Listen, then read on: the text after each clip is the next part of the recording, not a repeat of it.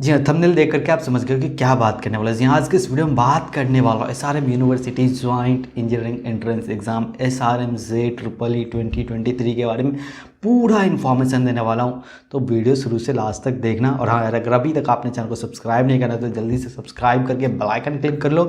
आप मुझे इंस्टाग्राम पे भी फॉलो कर सकते हो, फेसबुक पे भी कर सकते हो, और टेलीग्राम पे अगर करते हो तो आपको पीडीएफ भी मिलने वाला है, सैम्पल क्वेश्चंस भी मिलने वाला है, और भी बहुत सारे स्टडी मटेरियल्स टेलीग्राम पे मैं डालता रहता हूँ। लिंक डिस्क्रिप्शन में है, आप जो ज्ञान रूप सर्च भी कर सकते हैं। आपको एक बात बता दूं कि जो एसआरएम जे ट्रिपल ई का एग्ज़ाम है, इसको SRM institute of science and technology SRM IST जो है ना, वो कंडक्ट करती है। इसके थ्रू एसआरएम के 7 कैंपसेस के 19 डिपार्टमेंट में बीटेक कोर्स में एडमिशन दिया जाता है। ये पहले एसआरएम यूनिवर्सिटी के नाम से जाना जाता था, अब नहीं जाना जाता है। ये बात आप क्लियर कर लो। बहुत सारे बात ने एसआरएम यूनिवर्सिटी तो अब ये यूनिवर्सिटी के नाम से नहीं जाना जाता, पहले जाना जाता था। उसकी एक डिफरेंट स्टोरी है। तो सबसे पहले बात कर लेते हैं हाइलाइट्स का। जब इधर देखूँ समझना, लैपटॉप की तरफ देख रहा हूँ, ठीक है ना। तो अगर मैं फुल फॉर्म की बात बताऊँ तो मैं ऑलरेडी आपको बता चुका हूँ। SRM joint engineering entrance exam इसका फुल फॉर्म है। इसकी जो कंडक्टिंग बॉडी है ना, SRM institute of science and technology SRM IST Chennai बोलते हैं इसको शॉर्ट फॉर्म में। एग्ज़ाम के अगर लेवल की मैं बात करूँ तो एक यूनिवर्सिटी बेस्ड एग्ज़ाम है जो नेशनल लेवल पे कंडक्ट कराया जाता है। फ्रीक्वेंसी की मैं बात करूँ तो साल में 3 बार ये कंडक्ट कराया जाता है। इसके 3 फेज में होते हैं। मैंने अपने एक और वीडियो में वो सारे डेट्स भी दे दिए हैं कि कब कब एग्ज़ाम होने वाला, अलग अलग फेजेज़ में। अगर मैं बात करूँ लैंग्वेज की तो इंग्लिश में ये एग्ज़ाम होने वाला है। मोड ऑफ एप्लीकेशन जो इसका रहने वाला है ऑनलाइन ही रहने वाला है, यानी कि आप ऑफलाइन अप्लाई नहीं कर सकते हैं। अगर मैं बात करूँ मोड ऑफ एग्ज़ाम का तो वो भी ऑनलाइन होने वाला है। अगर मैं बात करूँ नंबर ऑफ़ सीट ना, तो अप्रॉक्स 7000 सीट्स जो हैं इसके थ्रू फिल करे जाएंगे। वहीं पर अगर मैं बात करूँ नंबर ऑफ़ एप्लीकेशन का तो अप्रॉक्स 3 लाख एप्लीकेशन इस साल 2023 में आने का चांसेस है, और एस्टिमेट भी है कि इतने आ जाने चाहिए। एप्लीकेशन फ़ी की मैं बात करूँ तो 1200 रुपये लगने वाले। इसके बारे में आगे और बात करेंगे। वहीं पे एग्ज़ाम ड्यूरेशन की मैं बात करूँ तो 2.5 घंटे का ये एग्ज़ाम होता है। वहीं पे अगर एसआरएम जे ट्रिपल ई की एलिजिबिलिटी क्राइटेरिया की बात करूँ तो इसका जो अलग अलग कैंपसेज में ना अलग अलग एलिजिबिलिटी क्राइटेरिया है, उसके बारे में आगे बात करेंगे। पहले मैं आपको मोटे मोटे तौर पर समझाऊँ तो अगर आप बीटेक ऑल प्रोग्राम की बात करें तो एजुकेशनल क्वालिफिकेशन 10+2 साइंस होना है। वहीं पे क्वालिफाइंग सब्जेक्ट्स की मैं बात करूँ तो मैथमेटिक्स फिजिक्स आपके कंपलसरी सब्जेक्ट्स हैं। वहीं पे तीसरा जो केमिस्ट्री हो सकता है, बायोलॉजी हो सकता है, बायोटेक्नोलॉजी हो सकता है, या कोई भी टेक्निकल वोकेशनल कोर्स आपने किया है तो आप एलिजिबल है अप्लाई करने के लिए। मैं बात करूँ 10th में तो मिनिमम 60% एग्रीगेट आपके मार्क्स होने ही होने चाहिए। और 12th की बात करूँ तो 12th में भी फिजिक्स केमिस्ट्री मैथमेटिक्स में मिनिमम 60% एग्रीगेट मार्क्स आपके हैं तो ही जाकर के आप एलिजिबल हो पाएंगे।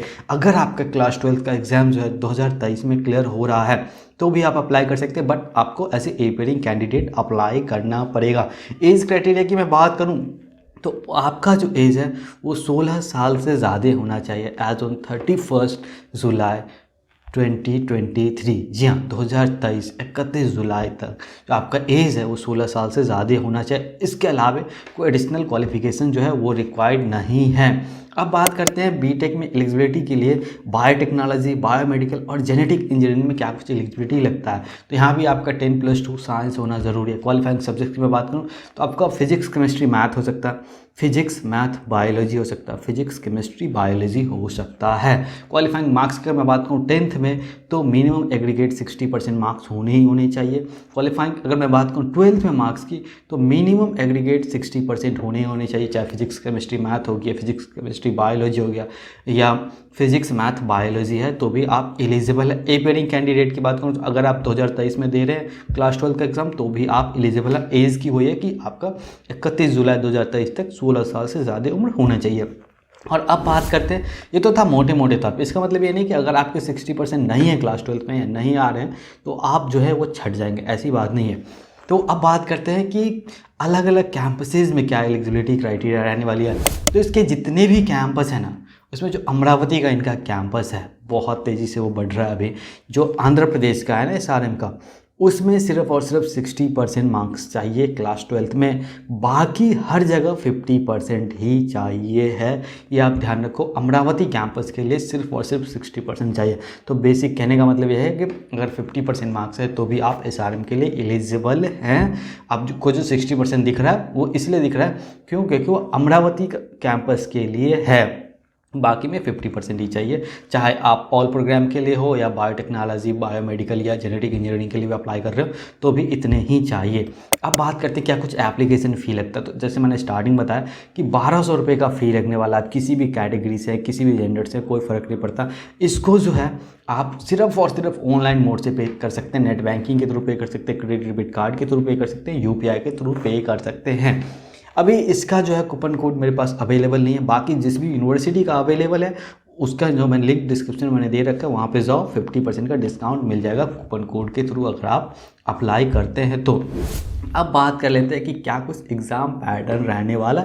मोस्ट इम्पॉर्टेंट चीज़ यही है। और हाँ, इसके जो है सैम्पल पेपर्स और सिलेबस वगैरह जो है मैं टेलीग्राम में डाल रहा हूँ, तो वो जा करके आप देख लेना। अगर आपको कुछ और चाहिए ना तो आप मुझे इंस्टाग्राम पे मैसेज कर देना, फेसबुक पे मैसेज कर देना, मैं वो भी टेलीग्राम में डाल दूँगा। फ़िलहाल मैंने VIT के डाल दिए हैं, तो वो जा करके आप चेक कर लो और SRM का भी आपको मिल जाएगा।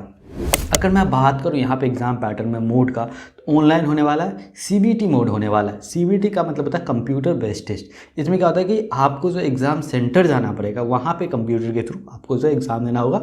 आप घर पे एग्ज़ाम नहीं दे पाएंगे, ये ध्यान रखना। बहुत सारे का क्या होता है कि ऑनलाइन है तो भैया घर पर ही दे दूँ क्या, मेरे पास तो लैपटॉप है, मेरे पास तो PC है। तो नहीं, ये पॉसिबल नहीं है, CBT में ये पॉसिबल नहीं है।